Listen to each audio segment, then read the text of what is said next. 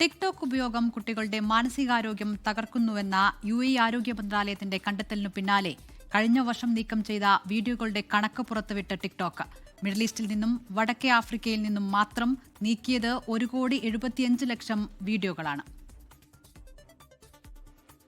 കഴിഞ്ഞ വർഷത്തെ മൂന്നാം പാദ കമ്മ്യൂണിറ്റി ഗൈഡ് ലൈൻ എൻഫോഴ്സ്മെന്റ് റിപ്പോർട്ടിലാണ് നീക്കം ചെയ്ത കണ്ടന്റുകളുടെ എണ്ണം ടിക്ടോക്ക് പുറത്തുവിട്ടത്.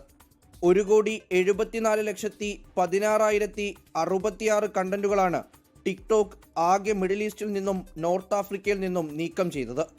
ഇതിൽ 1,32,000 വീഡിയോകളും പോസ്റ്റ് ചെയ്ത് 1 മണിക്കൂറിനുള്ളിൽ തന്നെ നീക്കം ചെയ്തിട്ടുണ്ട്.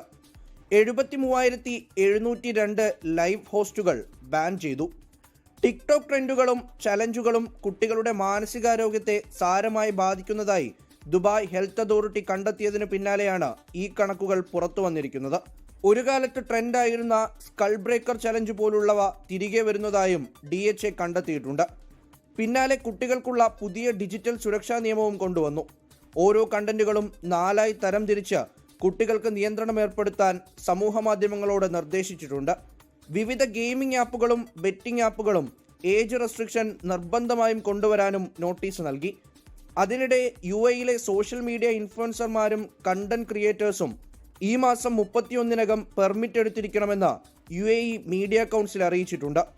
ഇൻസ്റ്റഗ്രാം, ടിക്ടോക്ക്, യൂട്യൂബ് തുടങ്ങി സമൂഹ മാധ്യമ പ്ലാറ്റ്ഫോമുകളിലൂടെ ഉൽപ്പന്നങ്ങളോ സേവനങ്ങളോ പ്രൊമോട്ട് ചെയ്യുന്ന സ്വദേശികൾക്കും വിദേശികൾക്കും സന്ദർശകർക്കും പെർമിറ്റ് നിർബന്ധമാണ്.